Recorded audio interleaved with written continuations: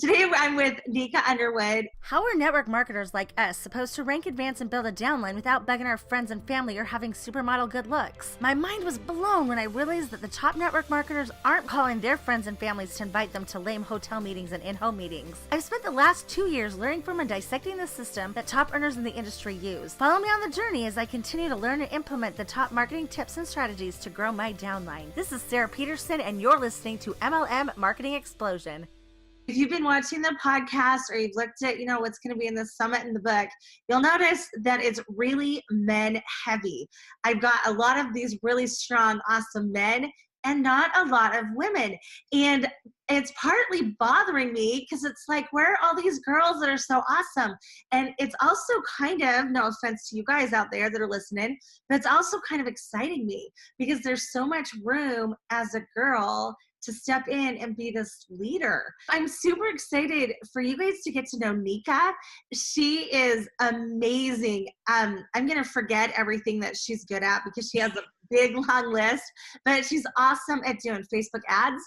She's awesome at doing influencer marketing. If you know what that is, I think a lot of people mess that up. I'm actually just going to let Nika tell you, but she's maybe one of the strongest ladies I've ever had the privilege to work with. The most kind, selfless, giving heart.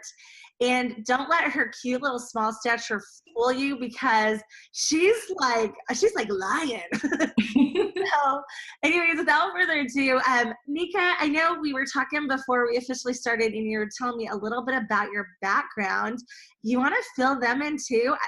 Fascinating. Just moved to the United States 8 years ago, I believe. And I'd love to know a little bit about where you came from, where you grew up. I mean, amazing lady. And also, how did you get into doing all of this social media stuff and all the ads? Because that had nothing to do with, as you'll discover, her background at all. Yeah, thank you so much for such a great intro. I didn't think about myself that well, so that's good. Actually, I was in special forces, like I mentioned earlier. I was in special forces back home. That was actually my dream job. Is since I was 2 years old, I was saying I'm going to be a special forces officer, which is funny because in my country at that time, you had no female police officers, no female military, nothing. I did make that happen, and that's when I realized that, and I was the first girl. So that's when I realized that if you really, really want something really bad, you can make it happen. The thing with later when I would want something, if I didn't get it, I just realized that deep inside I didn't really want it. So I feel like, I think it's a Paulo Coelho in his book Alchemist that says that if you want something bad enough, that the whole universe will come together to make it happen.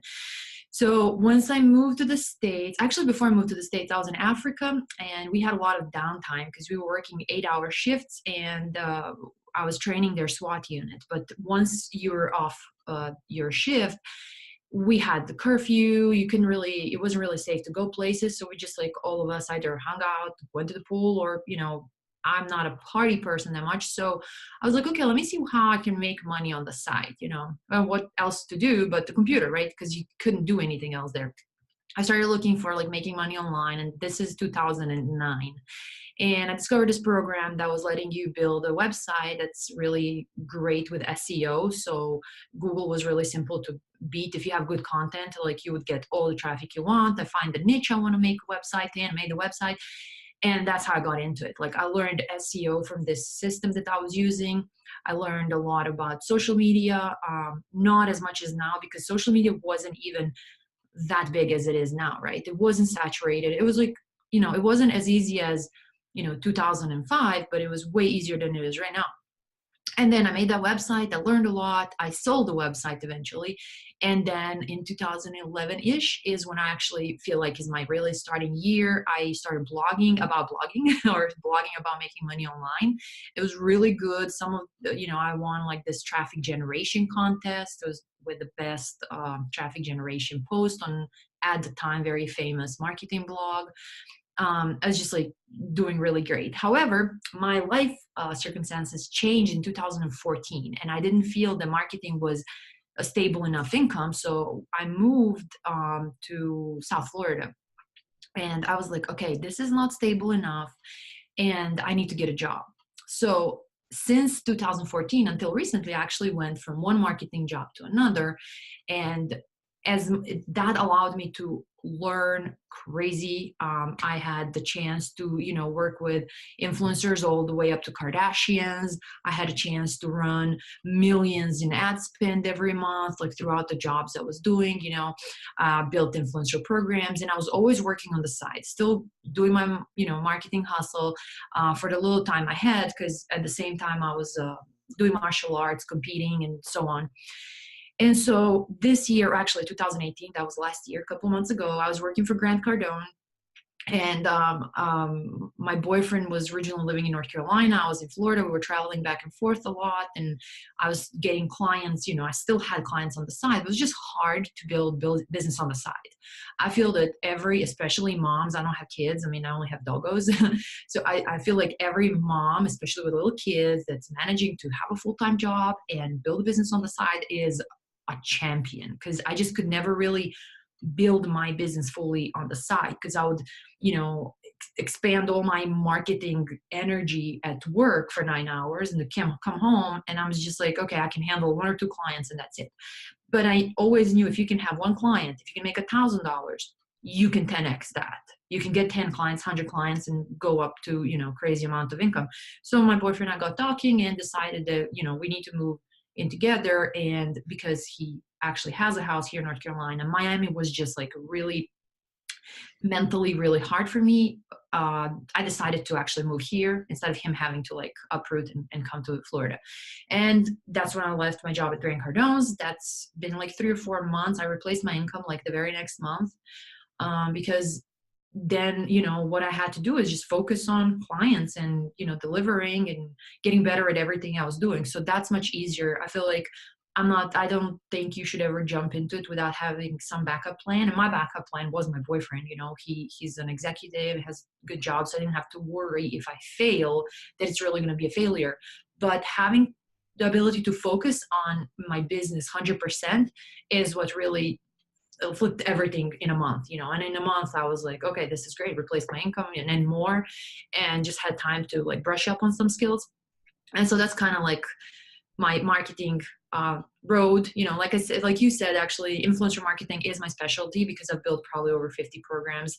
Facebook ads also is something it just comes naturally to me. My actual favorite, like social media organic stuff, is also something I like to do.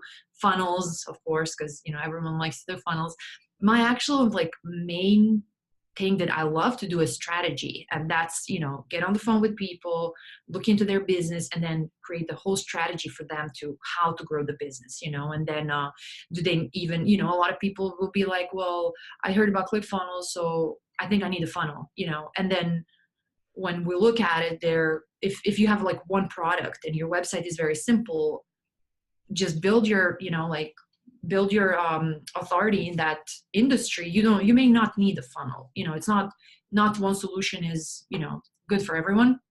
So I like strategy just because it lets me dig deep into their business and then find the best ways for them to grow, because they a lot of people think like, oh, I have to be everywhere at the same time. And yeah, that's great. If you're everywhere at the same time, that's great. But if you're using wrong social media for your business, you're really just wasting time. You could put that time and money somewhere better, So strategy is my number one love. And then everything else is something I'm just good at. I think that that's probably something that people don't even realize they need. Because you look at it and it's like, I don't want to spend money there. That's a silly place to spend money. But I know just from my own experience, you start building, your business, and it's really hard. It's really easy for me to look at other people's businesses and go, oh, if you just did it this way. But then you look at your own and it's like, you kind of almost have that tunnel vision. The meaning to it's like, oh, and if you can have, I can't do anything for myself. Right? That makes me feel better.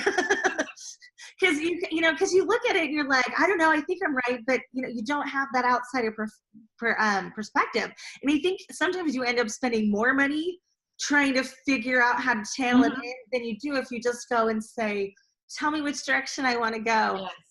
Yes. And it's for anybody that doesn't know, or maybe I don't even know if I really know, how does influencer marketing work? So what I've noticed lately, because I jumped into some influencer groups, is that people feel like influencer marketing is paying someone $20 on Instagram to shout them out on Instagram.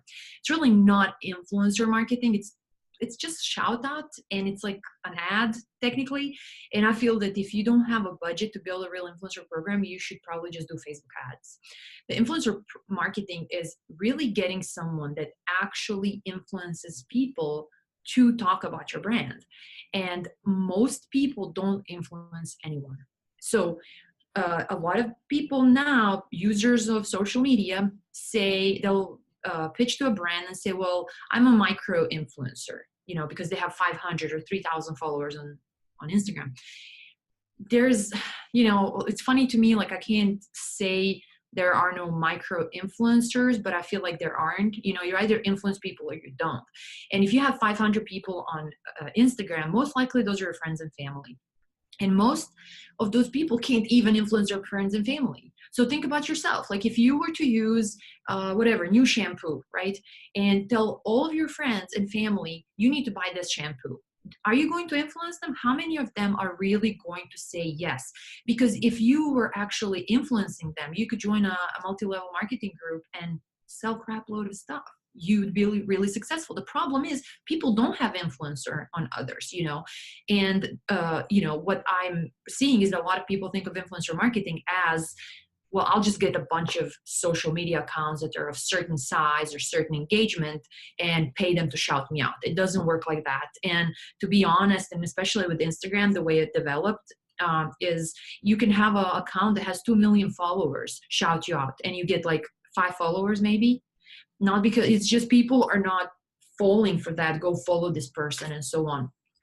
With influencer marketing, I believe that you really should have a budget, first of all, for the marketer that's going to do it for you, or have a full-time person, in-house, and that you really need to dig for actual influence in those people. So sometimes you'll have celebrities that will post about your product and you won't sell any, like you won't get followers.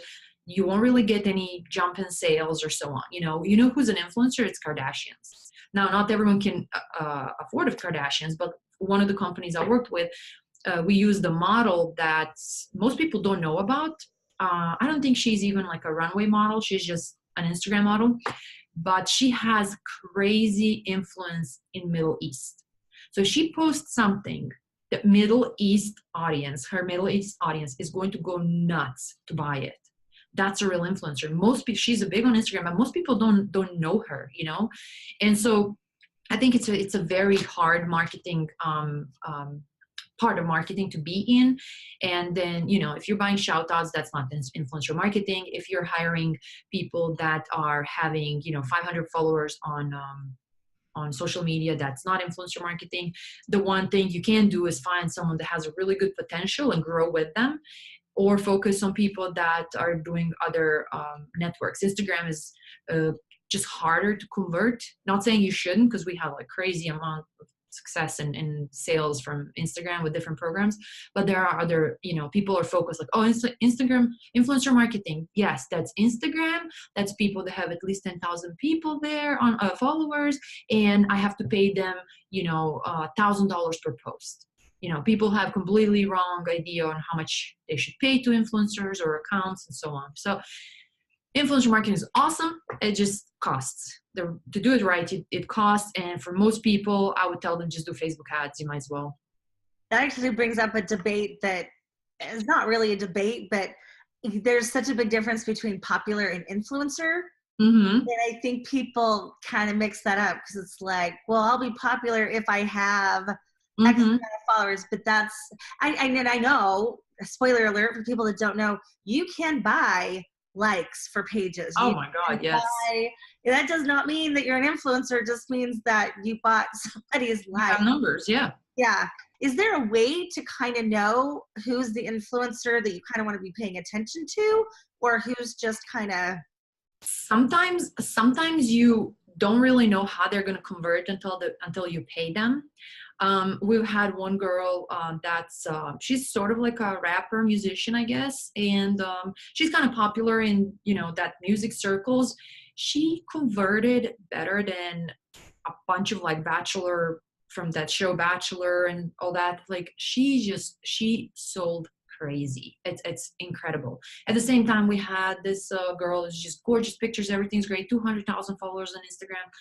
She couldn't send a single click through her account, you know. So what I would recommend to people if they are going to, you know, really jump into that is the things that you can tell by is comments, not number of comments, and not, oh my God, you're so pretty, but actual comments, people asking about the product they're promoting, and then the influencer replying and knowing what they're promoting. You know, that shows a lot about their professionalism. And if people are actually asking about the product, that usually means they are somewhat interested in the product, which means they have been influenced by that post, right? Also looking at not just competitors, but let's say if you're a beauty company, doesn't mean you should just look at your direct competitor. You're selling whatever, teeth, that tooth charcoal, whatever paste. You don't look at everyone else that's using it and hit their girls. No, you look for companies that have your audience. So who else would have that audience? It's beauty. It's very popular on Instagram. So maybe makeup companies. You look at their influencers. You see who's working with them long term. If they're working long term, it means that they're good to work with. Usually, they found some way to work together for a while. And at the same time, if the company is keeping them that long, they're seeing some value in the contract, right? So I don't use any influencer networks. I don't use much of automated tools to, you know, do my math and everything.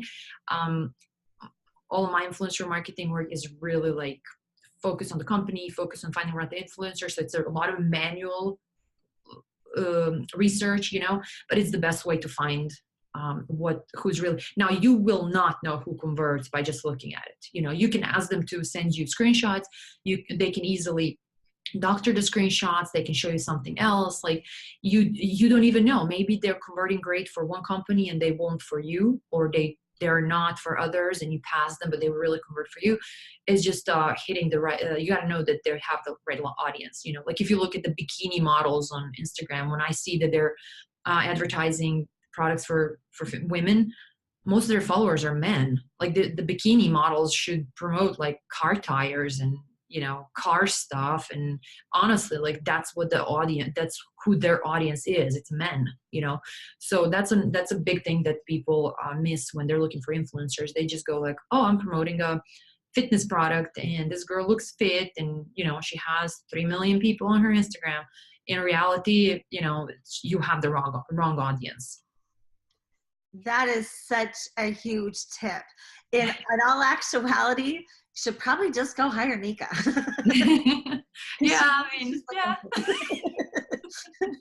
But you're right. You brought up so many great points. Who it seems like it is on the outside, lots of times it isn't. You got to look at the audience, not necessarily the quote unquote influencer.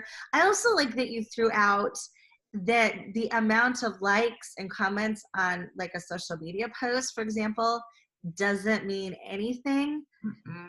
Because for all you know, everybody that's commenting wah, is all people that are already buying it, you know, and it's like that little web of whatever. And you know, I've thought this way for a long time too. I'd rather have 5 really loyal raving fans than 5,000 people that could care less what I was posting. Absolutely. So I love that because I think everybody, or at least I do, maybe I'm the only insecure one, but you post something and it's like, you have to fight not to go back and look because it's like, did it get likes? Did somebody, and who cares? It doesn't matter. It matters, you know, if it's the right like or the right person or I'm hoping that's human nature and it's not just me. But no, that's normal. And don't forget that a lot of time, if you have accounts that have a crazy amount of comments, those are the comment pods on Instagram, or you have them on every social media.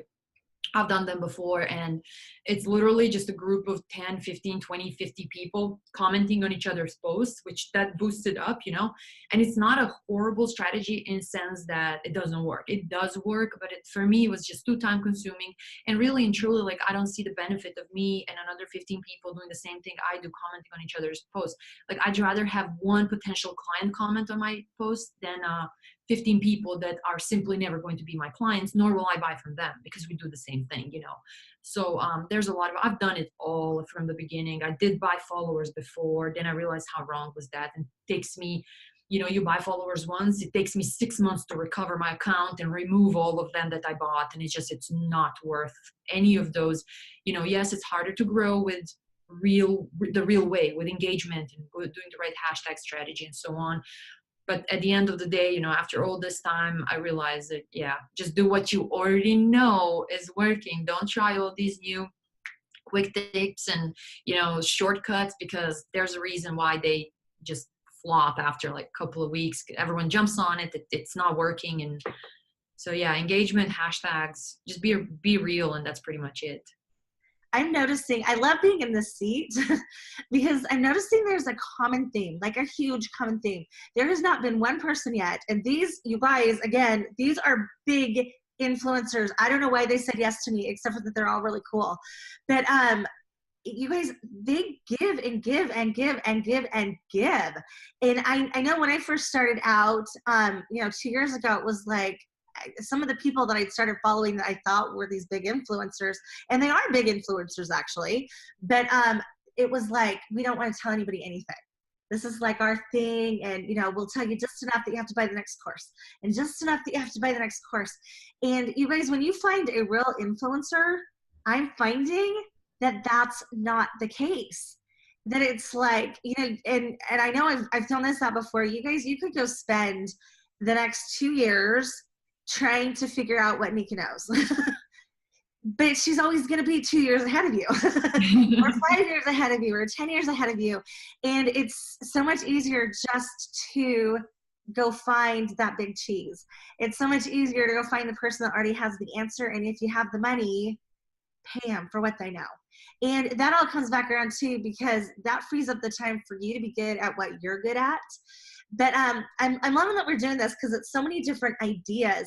And I actually love that you jumped into marketing to learn how to market. And I'm sure that you have access to people that, someone like me wouldn't even know. I mean, you know what I mean? It's like if I tried to call the Kardashians, I don't even know that they'd let me pass the security guard in the city that they live in. I mean, seriously, you guys, go look at her list. There's probably 10 things on there that it's like the master. You mentioned how you can look at other people's businesses and be like, oh my God, you should do this, this, this, and this. And then you can't do it for yourself, And that's how I was. This is the first year when I actually made a plan. I'm following it and made a strategy for myself and all that. The strategy is my favorite just because I've had so many touch points with big companies and projects and all that I can look at that, 30,000 feet view and see the business and where it needs to go and so on. If I was just specialized in one thing, I could only really give you strategy on that one thing. And that's what I do like about it, is that I can create like strategy that covers everything in marketing to grow the business. I like influencer marketing, but that's actually something, here's the funny thing, everyone, it's a high ticket really service. Like any marketer that's doing it, I've seen them saying, well, I'm just going to reach out to people. I'm like, that's a VA job. That's not a marketing expert job, but anything for influencer marketing is $4,000 to $10,000 a month just to kind of, reach out to people, negotiate. Because I do everything. I do negotiation, I do branding guides, everything that needs to be done from zero to developing your whole program. The thing is that is such a big project to build a program that I actually never take more than 2 clients for that at the same time.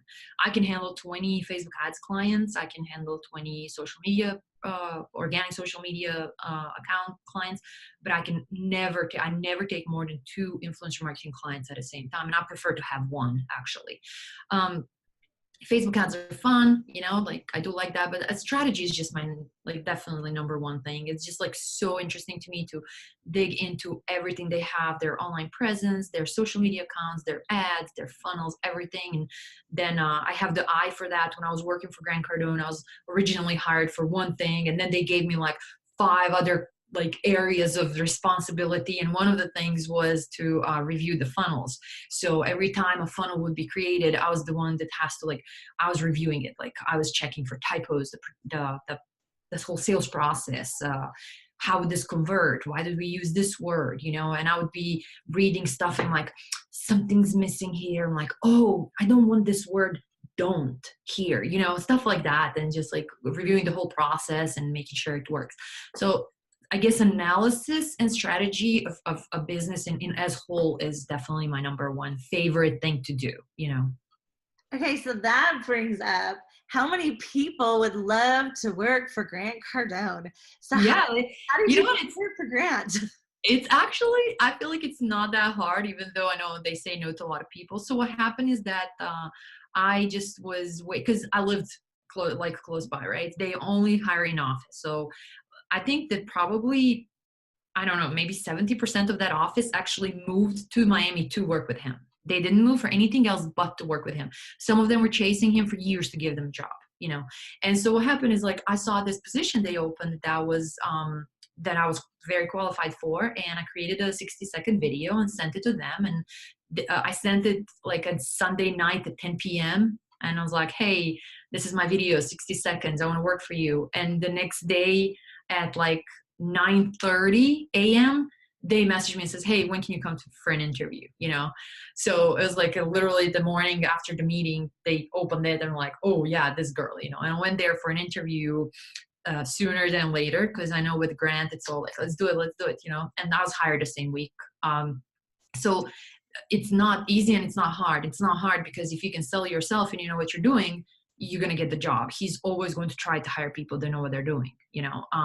Some people have to be, you know, ready to move there because like I said, they always hire in office.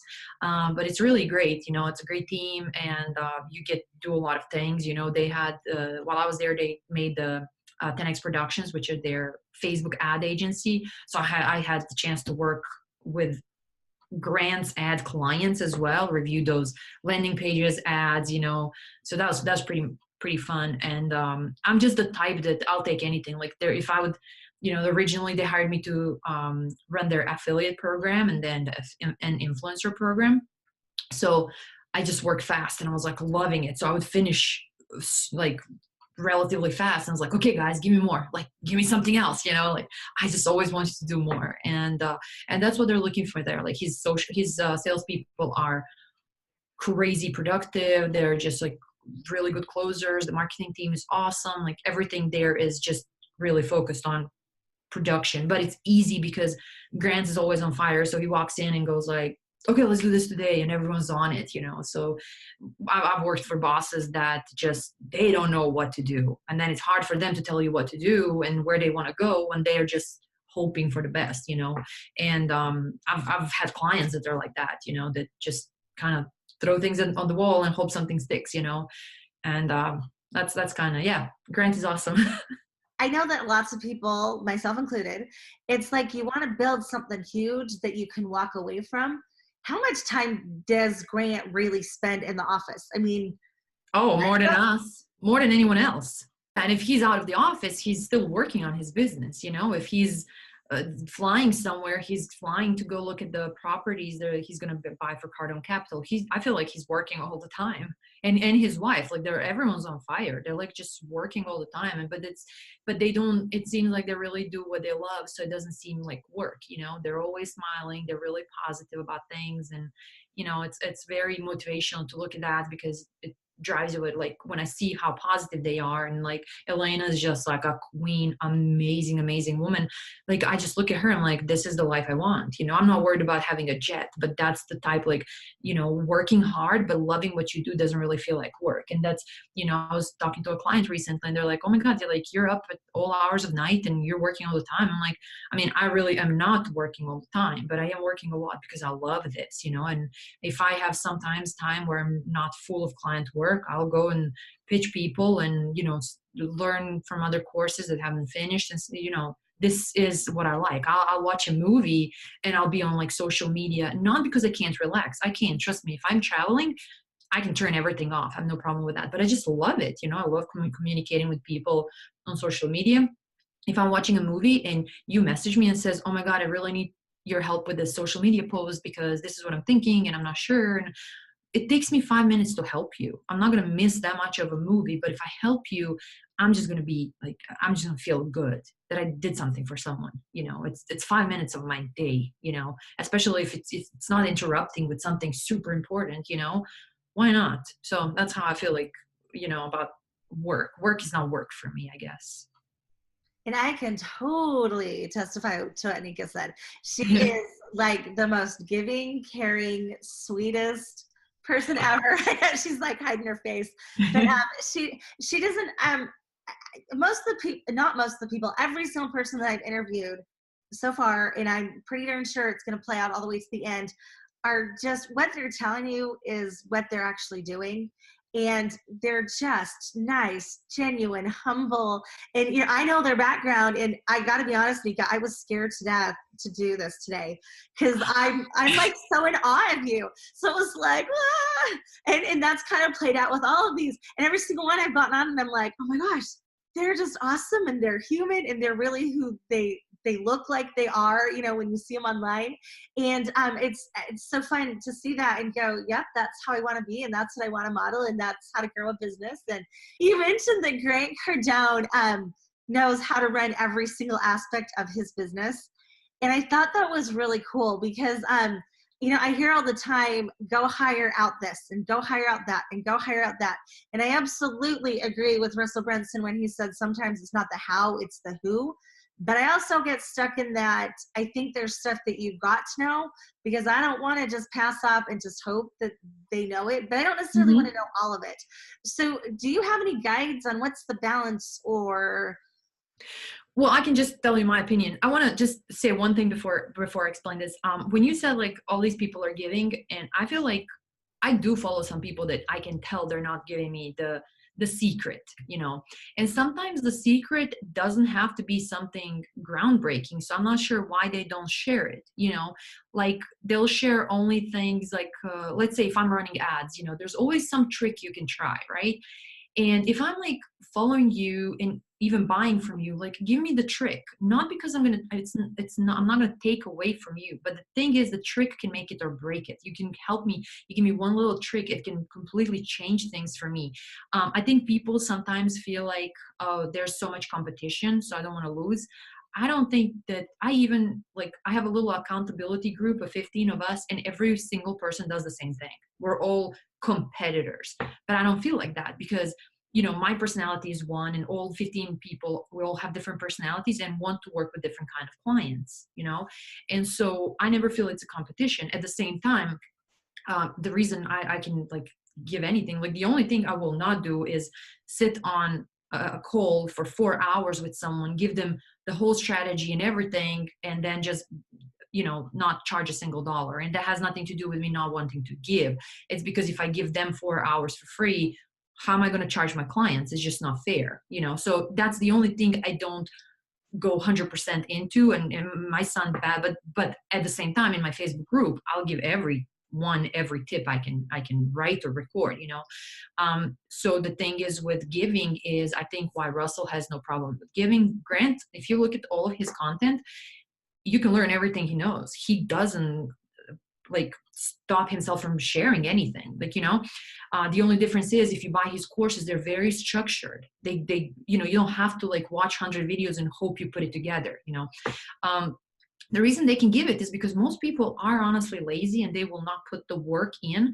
So you can give them everything, you know, you can give 110% and they're still not going to either catch up with you or do the things you're doing because it's just overwhelming. It's a lot, you know. And sometimes I'll tell my clients entire strategy. I'll tell them everything I'm going to do with their social media and ads and everything. And they still choose to hire me to do it for them because it's so overwhelming. They realize that if they start doing that, it's going to take them 10 hours a day when I can do it in 3 hours a day. And at the end of the day, it's going to be cheaper to them for them to pay me than it will be to waste all that time. Right. So I feel like just give, you know, like I just choose areas where I'm going to give, like in my Facebook group, I'll answer anything. You know, I don't go into nitty gritty of the business and tricks on my, for example, Facebook profile, you know, but you can always find me and ask anything and I will tell you everything I know pretty much.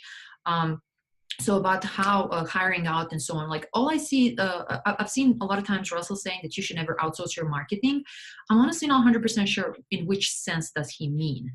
Does it mean you should know your marketing, like all of it, and then outsource pieces of it? Or Or does he say you shouldn't let someone else create your marketing plan if you can do it? So I'm not 100% sure what he means. I do know that a lot of people are outsourcing marketing, services, I don't know, and doing well by doing that. I do think you need to know at least basics of everything that's done. So I'm not, you definitely, learning Facebook ads is a lot, right? Or doing influencer marketing is learning a lot plus a lot of time. So I don't think you should learn all that and do it yourself, but you should know basics, and if you don't know anything, when you're hiring someone, the person should tell you some general things. Like if you're hiring me for Facebook ads, I'm going to tell you, okay, this is the strategy I usually use, right? This is my favorite because so far it's shown the best results. And then you can say, well, I'm not completely stupid about ads, and I have seen this person do this person do this, and this person do this. And I can tell you, okay, I agree, this is good, but your budget is too low to test that.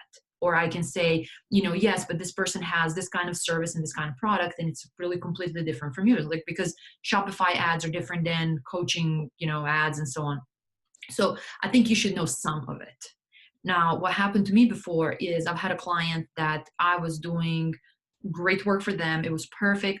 And we were getting crazy results, like we changed the strategy on their social media. They were getting incredible views. Like everything was week after week was jumping anywhere from 600 to 1,000% in visibility. It was just growing like crazy. But they kept trying to learn more marketing. So every little bit they would send me an article. They're like, oh, look, can we try this? And it's something that worked 3 years ago, hasn't worked in the last 3 years. It's just useless. And then I have to spend time explaining to them and so on. And I feel like if you do outsource something and you trust this person enough to give them your money, let them do their thing. You can point and say, hey, I know that you're running the ad for this funnel, but hey, can we put it into this funnel instead? Yeah, that's cool. But if you're going to micromanage, don't hire until you're ready to let go, because no one wants to be micromanaged. And you just have to do your due diligence that you're hiring the right person. Because I've seen a lot of people going, well, spend $3,000 or $5,000 on ads and this and that, and I didn't get any results. And well, who did you hire? And it doesn't even mean that the person you hired is bad. A lot of times, honestly, the client doesn't have a converting funnel or doesn't want to update things you're telling them to update. Like I know conversions. If you don't want to build a new funnel and we're working with what you have, at least change these few little things so it makes sense. When if I'm sending you all the traffic and you're getting crazy good traffic and it gets lost somewhere on the funnel or the website, let's be honest, like let's change the things that don't work. Right. So that's what I'm saying. Like you should know a little bit about everything. You should do your due diligence when you're hiring, but you should let the person do what they are good at. That's why you hired them. Okay, throw something out there. I know I want to throw it out there. It doesn't convert like I want it to. How do you decide? Was it that I totally screwed up the audience? Is my funnel completely wrong? Is my message completely wrong? How do you determine that? Is there like a measure that you can kind of set it up against, or? Well, if it's something brand new, I'll see where the disconnect is. So if your ad, obviously when you run an ad, you have to know that is the picture working, is the copy working, are you targeting the right audience and so on. So you can obviously test those things. You can use different pictures, different or videos, different copy, and so on. So if you have an ad and no one is actually clicking on the ad or doing anything with the ad, it's probably the audience or your ad, right? If you have people clicking through the ad and ending on the landing page and no one is buying or signing up for your freebie or something, the ad worked, especially if it's like a higher conversion, and it stops on the landing page. It's either the ad is disconnected from the offer, so they make no sense. And I've had that where I click on an ad. It was actually an SEO tool, and it has a picture of a dog and says, we bring our pets to the office. And it spoke to me because I was taking my dog to the office every day. And so I click there, and it's an SEO tool. There's not a dog on inside. There's nothing about them in the office. There's nothing. It's just a sales page. That's a complete disconnect, right? So if people are clicking through the ad and ending on the landing page and nothing's happening, it could be that there's a disconnect or your landing page sucks, right? And then you start working, you see what's higher, and then you see what's high, has high conversions, that's probably working. Then you start fixing the things with low conversions, and it's like, I would not change everything at the same time. I'd probably change one thing at a time.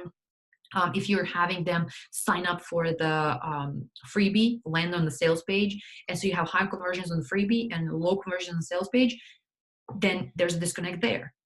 Is it not connected? Are the two things not connected? You know, is the sales page bad? Is the copy bad? Is the picture bad? Is the offer bad? You know, so you look at the elements and see, okay, everything's converting at whatever, 50%, 40%, but my sales page is converting at 1%. Why is there so much difference?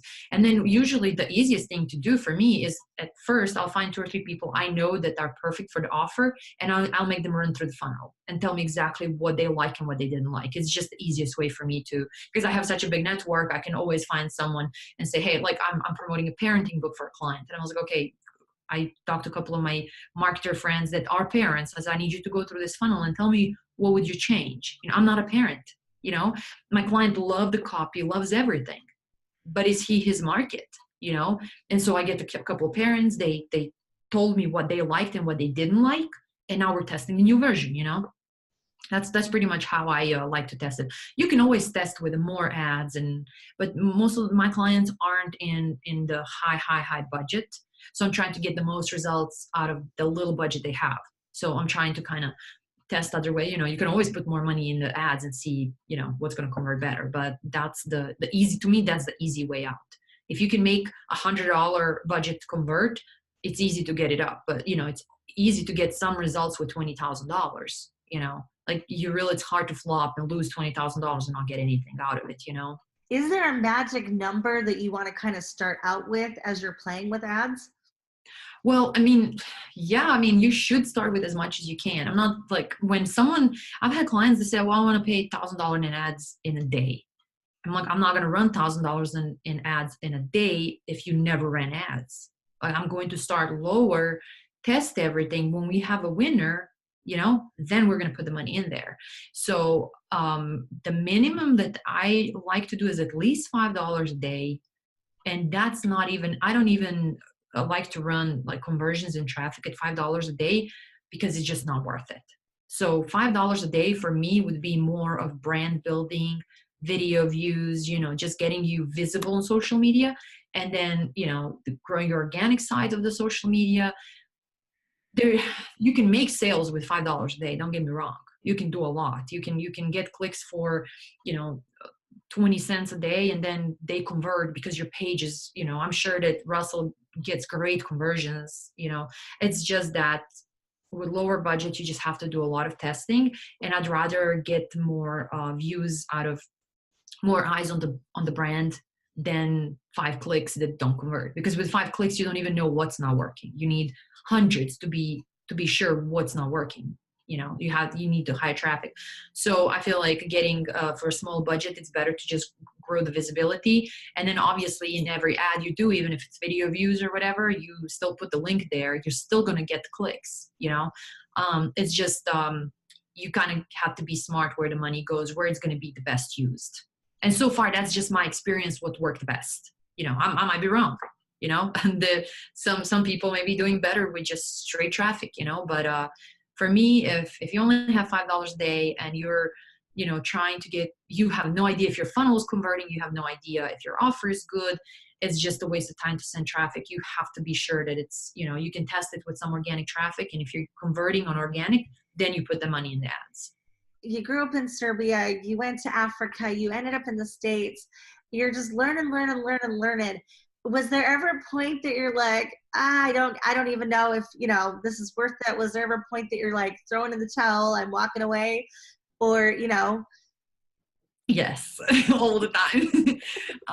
My accountability group, one of the ladies today, she was saying how she doesn't think she's made for this and that she's looking into like getting a job and all that. And I told her, I said, getting a job is not a fail. Some people are just like not, think about this. I was in the military for 10 years, right? Actually, it's law enforcement, but it's a different system of units. So to make it more like clear of the type of work I did, I say military.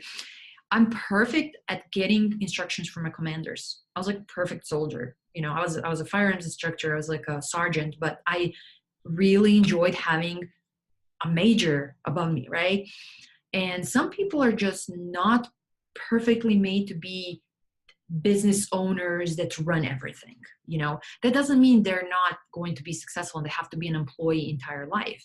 It's just they need a different structure. They need to partner with someone. They need to be, so I want to throw the towel in so many times, and she says, oh my God, Nika, you have it all together. I'm like, no, I'm not. I don't. The thing is, I'm never going to put negativity out there because I don't want to think about if I lose a client, or I didn't get the results I wanted, I'm never going to cry about it on Facebook or Instagram. I'm just not going to cry about it. It doesn't help anyone. It doesn't help me to be reminded of it. I just brush it off and I go, okay, how can I do better next time? And I don't have it all together. I just make sure to only focus on positive. I'm always trying to and in the learning part is, you're right. Like, I'm always learning. I have probably $10,000 in courses on my computer that I never touched because you get burned out. Like, my social media is the worst because I don't touch it, like, most of the time, because I'm so burned out of doing client social media, but I feel responsibility to theirs. Right. And so, yeah, I want to throw in the towel so many times. And, you put an offer out there, you don't sell anything. Why did I not sell anything? What was wrong? Then I don't have time to test my things because I'm testing things for clients. Bottom line is, anyone can be self-employed, and, and if you don't feel it's for you, you should get a job because you got to pay the bills. And that's number one. Like, you got to take care of your family. Should you throw in the towel? And I don't think you should jump into it right away. And if you do get a job, for example, I think you should continue doing this on the side until it breaks for you. I think that all of us have more downs than ups in general. And think about it, when you become a millionaire from online business, you're just still going to have problems. There's just going to be different problems, right? So, you're not going to worry about, did I spend $5 or $10 on ads today? That's not going to worry you. It's going to worry you that, is that guy I'm paying $60,000 a year really doing what I'm paying them $60,000 a year for? So, more money, just more problems, right? I think that all of us want to throw in the towel, and it's just, you don't, you just don't. Like, when I was in basic training and, you're in the mud and I don't feel like living at that moment, but I'm, crawling through the mud, you just can't you just don't give up. That's the solution. You just decide, I'm not going to give up today, and I'm trying to think of, today actually started really bad for me and my boyfriend, not as a relationship, but we've had some unplanned things happen. And, and he got stressed and, I was like, you know what? I'm not going to let this stress me at all. I'm just going to go on the computer, find a couple good things about today. And I did, and I was like, okay, I'm not going to focus on the negative because it's not helping anyone. I don't want to be additionally stressed. I don't want to, go to bed and cry all day or something. No, I'm going to do what I need to do, even if I don't feel like it. And it's going to turn out good. And it will. I know it will, so everything is good. Yeah. Don't throw in the towel. Screw that. You don't lose. You lose when you die. That's when you lose. You just don't give up. And you know what? If you feel like crying, cry. Just don't say that on Facebook. Not because you want to hide it from someone. It's because you don't want people to see that you cry too. Because a lot of people need to see that someone has it all together. And I don't feel that, I don't want to know that Russell's pulling his hair out because a launch failed, which I can't see his launch failing. But there's so many people in ClickFunnels group that fail daily. And you don't see them talking about that. Because I don't put on Facebook that I cried, not because I want to hide it, but because I don't want people to think, oh, well, she's failing, so it's okay if I fail, so let's just all give up. You can cry, absolutely, but I don't want that to sitting on my wall reminding me of the negativity. No, I want the more positivity you surround yourself with, the good people, the positive people, everything just happens good. Like, it just good things happen. I really believe that. When I first started out, that it was like, well, can you really build relationships online like you can offline? I think you absolutely can. And I think that works because I know, like, I was going to say real world. This is real world too. It's just a way more fun real world. Yeah. But, like, when you go to a job, I know it's like, it's all about, well, I didn't get that because I didn't know so-and-so, or I didn't get to play on the football team because I didn't know so-and-so. And I think that's so true. And the more I'm learning about online, the more I'm learning, it's still the same way online too. It's all about building networks. It's about having that bad day where you have that friend that you call, that you go, I've about had it. Or that friend that you can call and say, this isn't working out like I wanted to, you know, kind of like you said, how do I fix this? Or it's totally about networks. And what I love most about this online network is your network doesn't have to be necessarily in your town anymore. Yes. It's all about who you connect with and where they are, and, you know, just making it play out. And I think that's what I like the most. You know what's one of my favorite things is like all my friends that I made in real world, none of them is doing what I'm doing, right? So they understand the stress and struggle and all that. They've had struggles, but they all do, like they're all in jobs or have different kind of life, different kind of goals. So it's hard for them to understand that Facebook changed something and I want to cry about it. Like, oh, come on, it's just Facebook. No, this is my pay.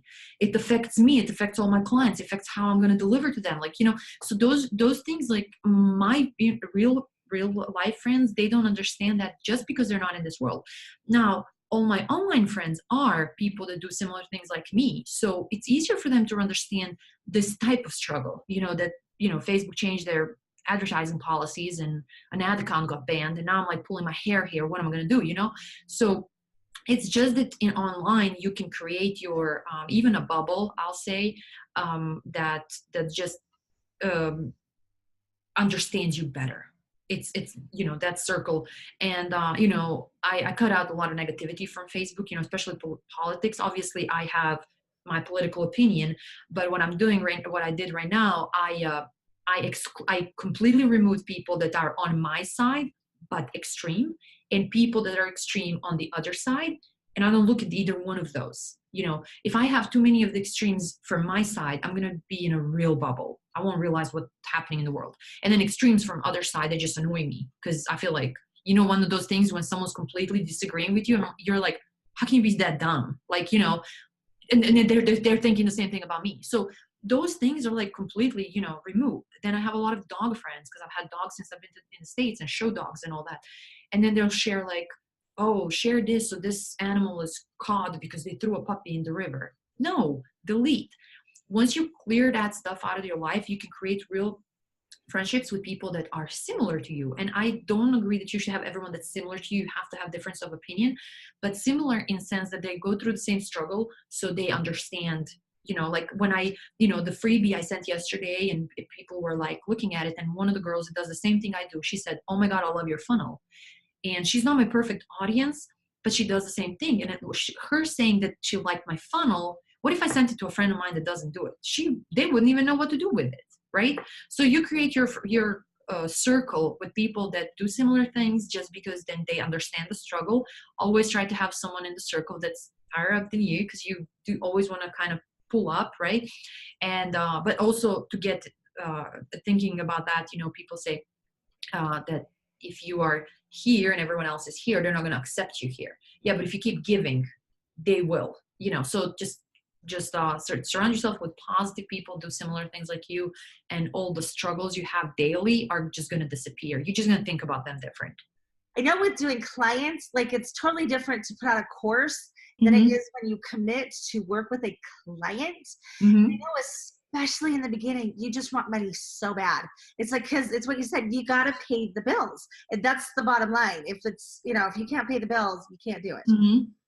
How picky are you? How picky should you be? Because I know, like at first glance, it's like, I don't even like that person. I'm not even sure I like what they're doing, but oh yeah, I'll take you, you know, because I need that money. Are you picky with who you work with? Should you be picky? I'm getting pickier and pickier over time. Last year, I had a client that begged me to work with me for months. And I told him, no, I don't want to take you on right now. I don't want to do this right now. What happened is we signed the contract for 6 months. So from the beginning, I didn't want to work with them. Red flags. I just didn't want to work with them. And so they literally begged for months. And finally, I'm like, okay, sign a contract for 6 months. He paid 2 months, broke the contract, didn't pay the early termination fee, and then waited another 2 or 3 months and charged back everything he paid me, everything. So I knew from the beginning not to work with them. So now for me to get that money, I need to sue them, right? So the thing with that is I knew better. I knew I shouldn't have worked. I didn't even want the money from him. I just wanted him to stop like begging, you know?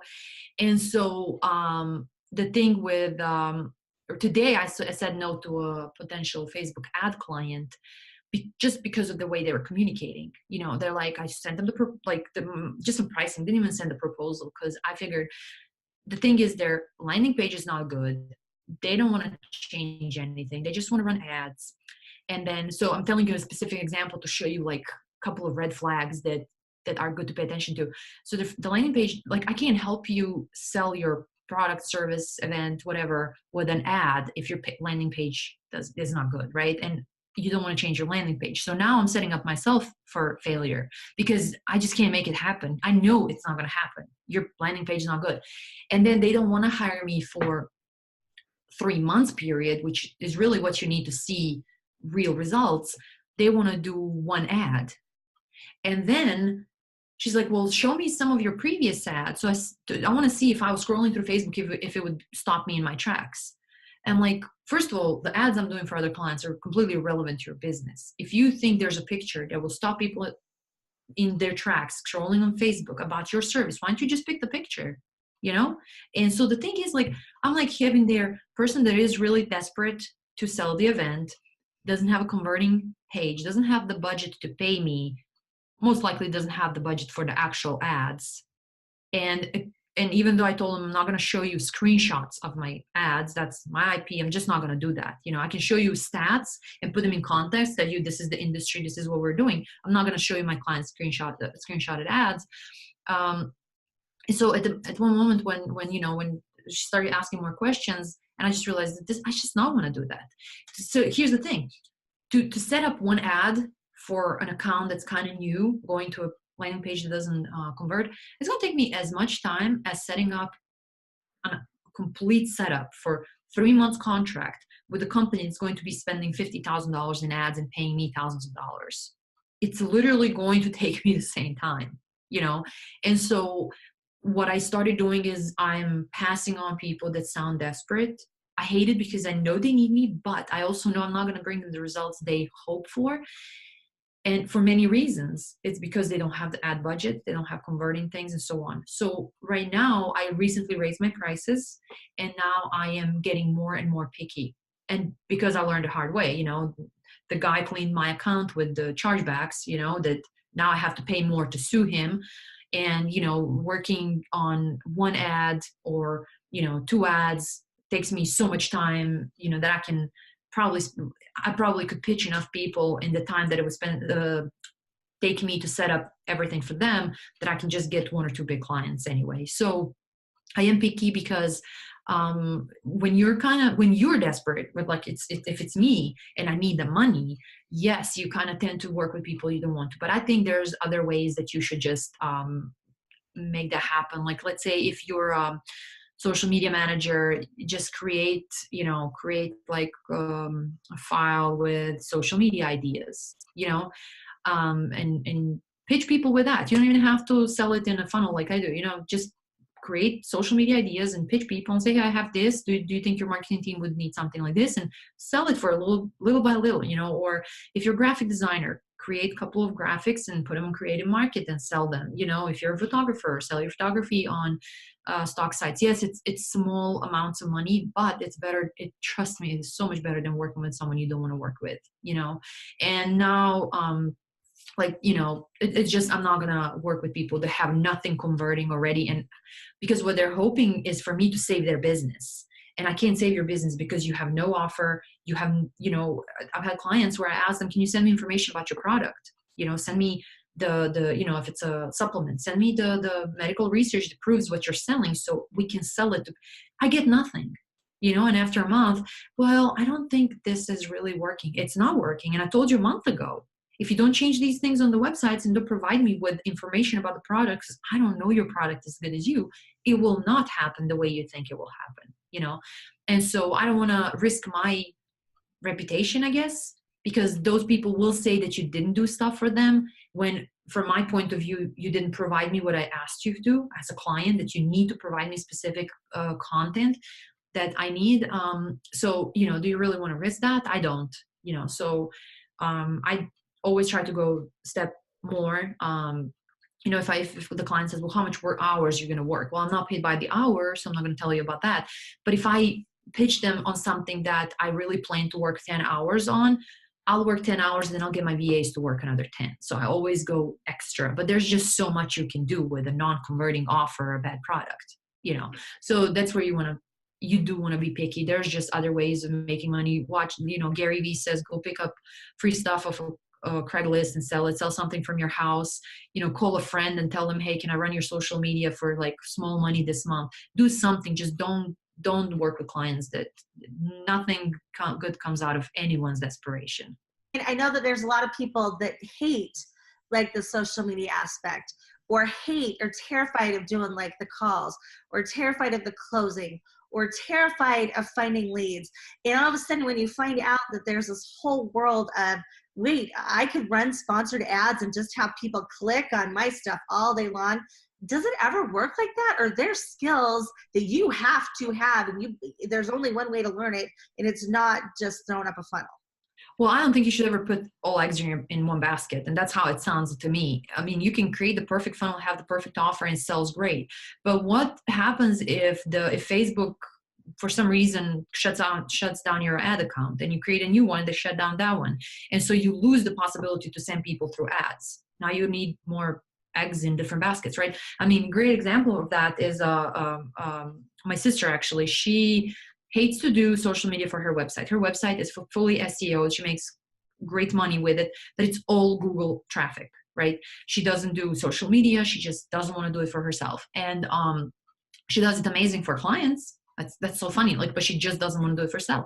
So what happens? There were times when Google dropped her website, and traffic goes from thousands a day to 0 a day, cuts off entire income in a night. You have to know everything. Now, as a business owner, especially if marketing is not your industry, you don't need to know everything about everything, but you need to know that you have a funnel and it's great converting. You need to be able to bring traffic from different sources. Is it social media? Is it ads? Is it Facebook ads or Google ads? Is it Bing ads? Whatever. Most websites today, have possibility to do ads. Are you going to look for niche websites and pay advertising on their website? You can never count on having one basket with all your eggs, because that can go up like this. You never know what's going to happen. So even if you're built the perfect funnel and it's converting, and you just give it to the ad person and they're bringing ads, and you are selling let's say it's a course, and they're sending great traffic, and traffic is converting, and you're selling your course, who's going to do customer service? Those people are going to need help. Those people are going to want to have, questions about your course that you may have not answered. So someone has to be there to help them. Is it customer service rep? Is it you? Is it the Facebook group? So you need social media manager to run your group. There's always more than just, I can't even imagine, if it's a product and you're sending it, you built a funnel, ad person sending it, everyone's buying your product. Who's going to ship that? Who's going to deal with customer service regarding shipping? He didn't get my order. USPS delivered it. So now you have to claim it with USPS because, you insure your product. There's just way too many moving parts for you to just build a funnel and let it happen, I mean, I think that you just, to grow and to keep people happy you have to be on top of your business. And, you can hire a person for that. It can be a COO, but you just really, I don't think there's anything 100% passive. This is Nika Underwood. She is phenomenal. Go follow her on Facebook.